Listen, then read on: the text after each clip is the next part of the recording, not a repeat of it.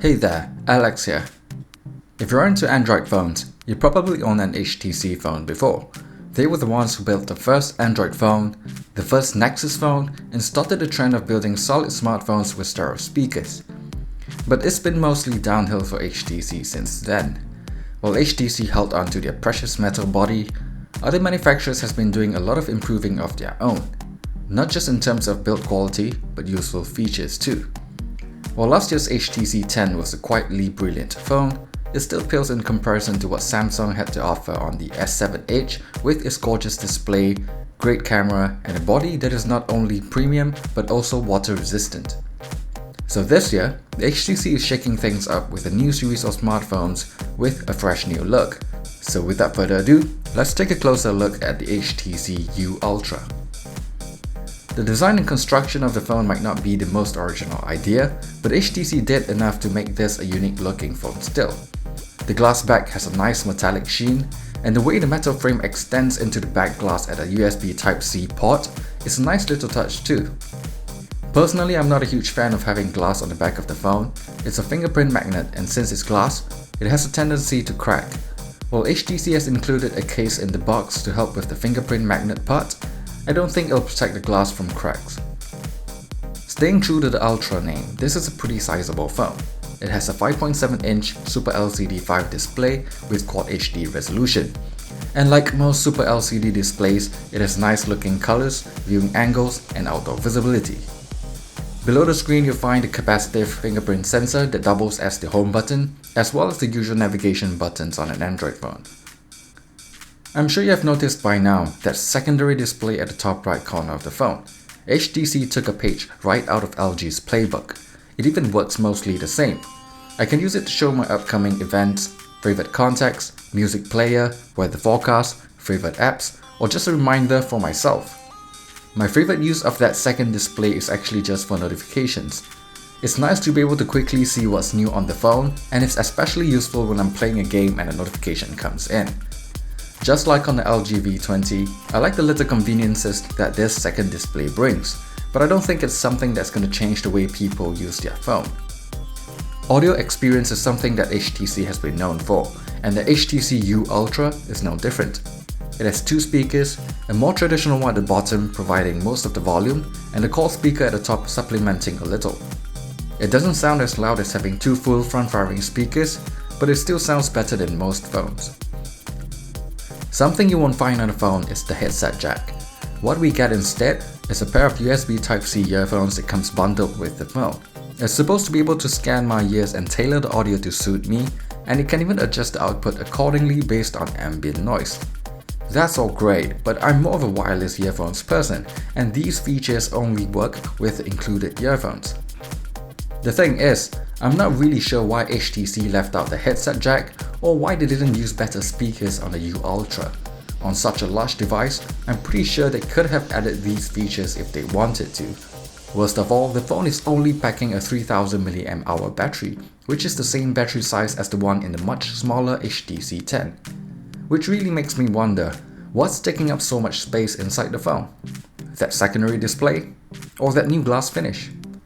Anyway, it still lasts me a day of moderate use just fine, but for heavier users, I recommend making use of that quick charge 3.0 charger to keep the phone topped up throughout the day. Performance of the HTC U Ultra is pretty much what you'd expect from a phone with Snapdragon 821 chipset with 4GB of RAM. It's smooth and most apps and games runs well on it. The phone has 64GB of internal memory and supports an additional micro SD card or a second SIM card for dual SIM capabilities. So pretty standard stuff here. What I want to talk more about is the software. HTC Sense is now closer to stock Android than ever before. HTC has been scaling down on their own apps and services and going back to just using Google's apps instead. I particularly love how when you delete a photo from the HTC Camera app, it goes straight into the bin in Google Photos, so it's all really well integrated. It's based on the Nougat 7.0 release, which is great because you can make full use of that split screen feature on this big display.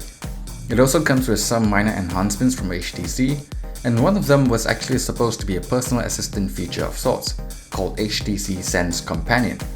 But it seems that it's not available just yet and will only be available at a later date.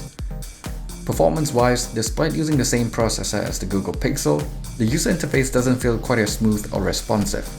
Don't get me wrong, it's still great, but after spending some time with the superb Android experience on the Google Pixel, I think it's going to be really hard for manufacturers to justify scaling Android unless they can offer some really compelling features not found in stock Android.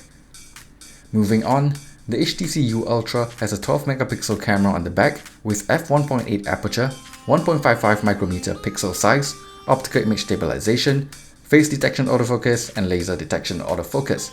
It's able to produce good looking images and videos most of the time, with natural looking colors and good dynamic range, which is pretty much the same story with the HTC 10, meaning the U Ultra has a good camera experience, but it wouldn't be my top choice when it comes to the best smartphone camera. On the front, there is a 16 megapixel camera with an ultra pixel mode that outputs at 4 megapixel for better selfies in low light conditions. It looks good enough for most situations, but I find the image processing a bit too aggressive for my liking. Interestingly, there's no optical image stabilization, which was a unique feature on the HTC 10. So in conclusion, I think the HTC U Ultra is a pretty decent smartphone from HTC. It does almost everything well in a body that is striking to look at. But the thing is, being just decent in a market that's filled with great options like the Google Pixel XL, Galaxy S7 Edge, or the Huawei Mate 9 is not exactly a win for HTC. And this is just comparing it to devices from 2016. Even comparing it to the HTC 10, I can't definitively say that the HTC U Ultra is the better option here. Considering new devices from LG, Huawei and Samsung are just round the corner, it makes the HTC U Ultra a tough phone to recommend unless you're specifically looking for a big screen HTC device, or you like the design so much that you're willing to live with some of its compromises, one of it being the lack of water resistance on the phone. When I tested the HTC 10 last year, I was actually very happy to see HTC's return to form and making great smartphones again. This is a company with a tremendous heritage when it comes to the smartphone industry, but using the HTC U Ultra has me wondering perhaps it's time for a breakup once and for all. And this time, it's not me, it's you. Thanks for watching this video. If you like it, be sure to give me a thumbs up and share it with your friends. Of course, remember to subscribe to my channel if you want to see more content like this. Thanks again and see you guys on the next one.